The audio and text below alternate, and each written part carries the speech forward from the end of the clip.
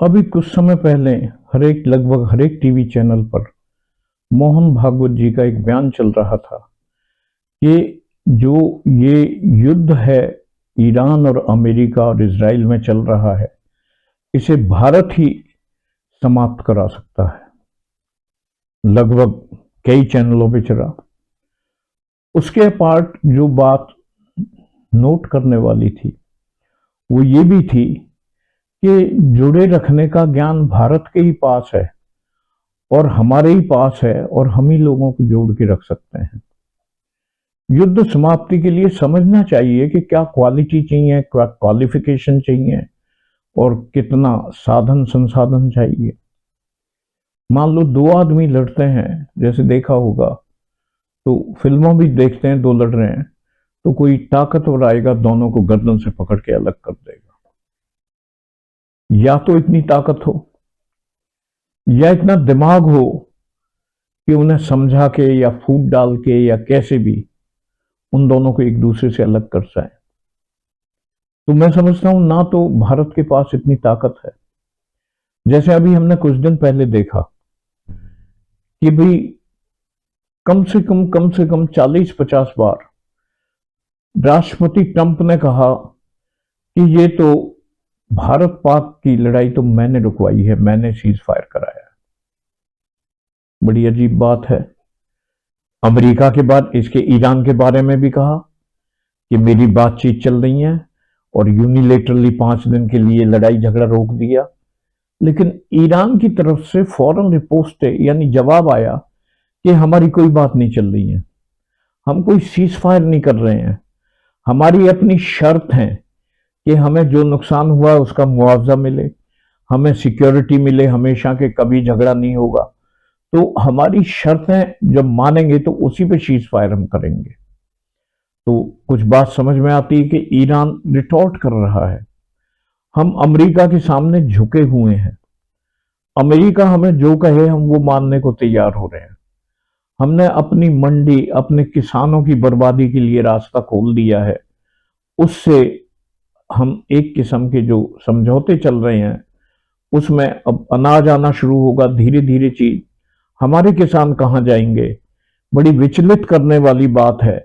यदि इसे 2-3 साल बाद के बारे में सोचें, यदि अमेरिका की एग्रीकल्चर प्रोडक्ट्स हिंदुस्तान में आने शुरू हो गए तो हमारी तो जमीनें बंजर हो जाएंगी, किसान बेघर हो जाएंगे, किसानों के साधन संसाधन खत्म हो जाएंगे।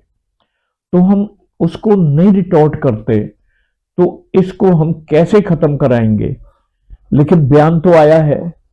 तो बयान क्यों आया है? बयान की भी कोई ना कोई वजह होती है कि एकदम मोहन भागवत जी को बैठे बैठे सूझ गया कि हम जो है हमारा पुराना 2000 साल पुराना इतिहास है, एक दूसरे के साथ जुड़े रहने का ज्ञान सिर्फ भारत के ही पास है।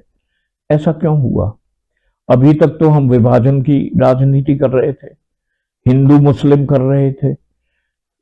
आरएसएस के जितने भी अंग हैं तकरीबन सबको आप देखें। भाजपा इसका राजनीतिक अंग है, विश्व हिंदू परिषद है, बजरंग दल वगैरह। रोज नहीं देख रहे कि कहीं मस्जिद के सामने आरती शुरू कर दी, कहीं किसी को मीट बेचते हुए पकड़ लिया, कहीं कुछ करना शुरू कर दिया। तो ये एक कैसे कहते क्या और करते क्या है? जुड़े होने का ज्ञान, ये जोड़ने का ज्ञान है, तोड़ने का ज्ञान है। तोड़ने की ये एक बात माननी पड़ेगी कि बीजेपी और आरएसएस की एक बात पे महाभारत है कि आप लोगों को चाकू मारते रहो और शांति का पाठ पढ़ाते रहो, उनकी हत्या करते रहो कि नहीं, और अपने आप शांति के पुजारी बने रहो। इस बात में लोग बहकावे में आ जाते हैं, समझ नहीं पाते हैं। सब ये अशिक्षा है, शिक्षा की कमी की वजह से है। तो ये क्यों जरूरत पड़ी? रात दिन सोशल मीडिया आजकल एक्टिव है, उस पर चल रहा है, सवाल पूछते हैं, रोज प्रेस कॉन्फ्रेंस करती है कांग्रेस कि भाई आप ट्रंप को ये क्यों नहीं कहते कि तू झूठ बोल रहा है।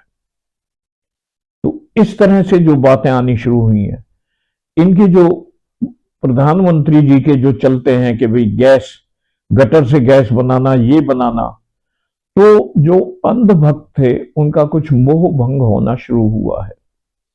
पहले वो मंदिर में भटकाव करते रहे, मंदिर में लोगों की आस्था है ईश्वर में, तो मंदिर से जुड़ाव होके, और हमें इतनी समझ नहीं आती कि जो राम को लाए हैं हम उनको लाएंगे। मतलब कोई आदमी ऐसा हो गया जो भगवान को लेके आ रहा है जमीन पे, यदि राम भगवान है तो। जो हमारे भाई मानते हैं, भगवान मानते हैं, और ये नहीं सोचते कि इसको एक आदमी ले आएगा धरती पे, जो भगवान को लाए हम उनको लाएंगे, और भगवान जी टाट में रह रहे हैं। अरे जो दुनिया को आश्रय देता है वो आदमी कच्चे में टिन के नीचे रह रहा है अयोध्या में। बड़ी हास्यास्पद सी बातें हैं। तो उस वक्त का उसका भी कुछ जादू कम हुआ, कुछ बीजेपी का, मोदी का जादू भी कम होना शुरू हुआ है। तो उसे अब रोकेंगे कैसे कि अपने आप को इतना ताकतवर दिखाएं कि हम अमेरिका, इजराइल और ईरान की युद्ध को समाप्त करा सकते हैं। तो अंधभक्तों का फिर से विश्वास बढ़ना शुरू होगा। तो ये हो गया। फिर बात आई जोड़ने की कि भारत के पास ही ज्ञान है और 2000 साल पुराना ज्ञान है और भारत का उत्थान हो रहा है। मुझे इस देश से बहुत प्यार है, मैंने इस देश का अन्न खाया है, मैं इसकी माटी में खेला हूं, मैं रेत मिट्टी में खेला हूं। मुझे वो वक्त ध्यान है कि हमारे पास साबुन नहीं होता था, जो जंगल में, खेतों में, मिट्टी में सफेद सफेद, जिसे हम रिहारा कहते हैं, उससे कपड़े धोया करते थे। तो ऐसे देश के लिए मैं मन में कुछ सोच भी नहीं सकता। मेरी हर ये इच्छा रहती है कि ईश्वर फिर से विश्व गुरु बने। पर कैसे बनेगा? जब हम दूसरे देशों के लिए अपनी मंडी को खोल देंगे, अपने किसान भाइयों को बर्बाद करने के लिए समझौते करेंगे। तेल की कीमतें, उसने कहा कि आप 30 दिन के लिए रूस से ले सकते हो तेल। संप्रभुता नहीं हमारे पास, हम खुद अपने आप में इतने सक्षम नहीं कि हम कह सकें कि हम अपने फैसले हम करेंगे। भाई अमेरिका कौन होता है? तो हम अमेरिका को उस पर कंप्रोमाइज की टेबल पे लाएंगे, उसे कहेंगे भाई ईरान के साथ बैठ के आप फैसला करो।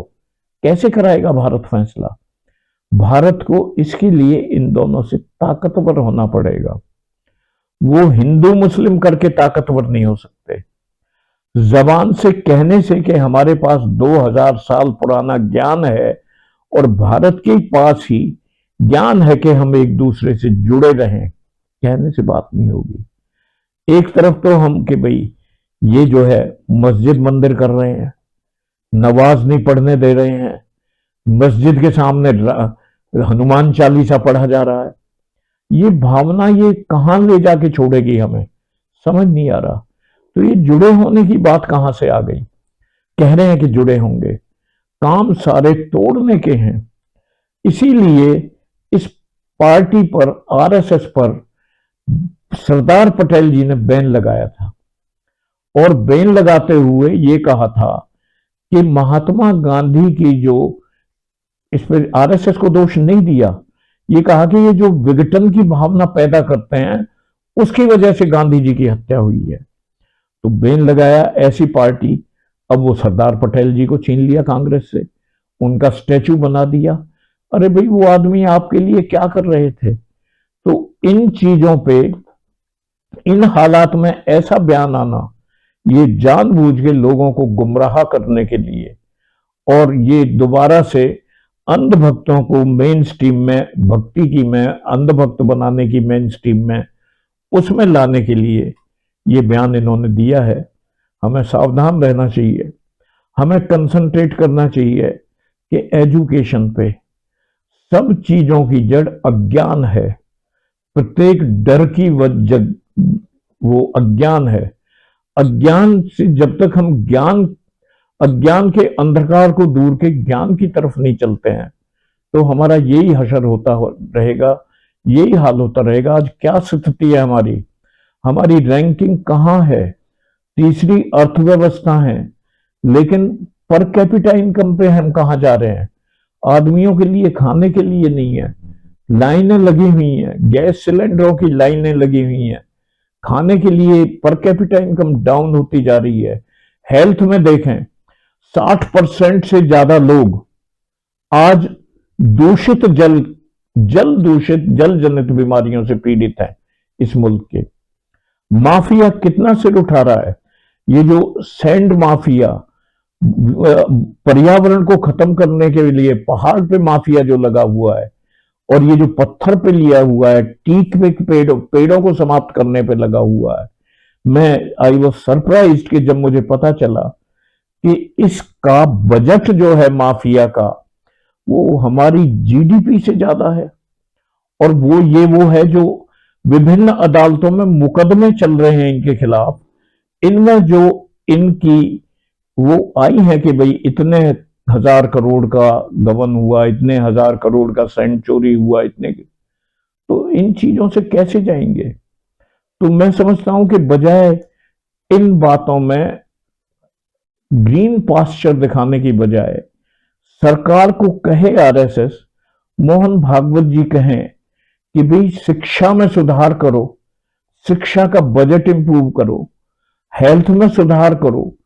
जब जो इंदौर जैसी जगह, जो मैं समझता हूं, मेरे कभी मुझे बताया था, ध्यान था, वहां के एक एडिटर मेरे दोस्त हैं कि वहां इतनी सफाई होती है, देखने लायक शहर है, पानी स्वच्छ मिलता है, वहां लोग मर रहे हैं दूषित जल से।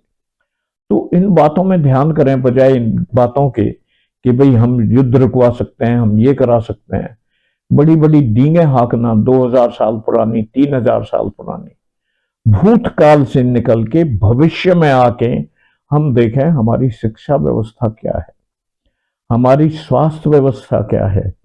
मैंने अभी कुछ दिन पहले वो भी निकाले थे कि भाई कंपैरिजन दी थी कि स्वास्थ्य में दिखाया था अस्पतालों में क्या है कि हमारे पास दवाई नहीं है, जब मशीन ठीक होगी जब आओ तब करेंगे। क्या तमाशा हो रहा है, ये इतनी हालतें हो रही हैं और हम डींग हाँकने में कमी नहीं छोड़ने हैं। तो मैं तो, यदि मेरी बात मैं नहीं समझता पहुंच पाएगी मोहन भागवत जी के पास, लेकिन जहां तक पहुंच रही है वो सरकार को इस बात पे लाएं कि आप पॉलिटिक्स करते रहो, अपनी पार्टी को खूब ऊंची बढ़ाओ, दूसरी पार्टियों को कैसे भी करो खत्म कर दो, दूसरी पार्टी के लीडर्स को भले ही खत्म कर दो, लेकिन शिक्षा और स्वास्थ्य पे तो कोई काम करो। आप कोई पर कैपिटा इनकम बढ़ाने का तो काम करो, कोई रोजगार दिलाने का काम करो, इन बातों पे ध्यान करो। कोई अच्छे यूनिवर्सिटी कोर्स वगैरह और वैसी शिक्षाएं जो व्यवसायिक शिक्षाएं हैं उनकी तरफ लोगों को बढ़ाएं तो बात बनेगी, वरना इन खाली खोखले बयानों से कुछ नहीं होगा। तो मैं, यदि ये मेरे व्यक्तिगत विचार हैं, हो सकता है मैं सर्वज्ञ नहीं हूं, बहुत सी कोई बात गलत भी हो गई हो तो उसके लिए क्षमा प्रार्थी हूं। जय हिंद, जय भारत।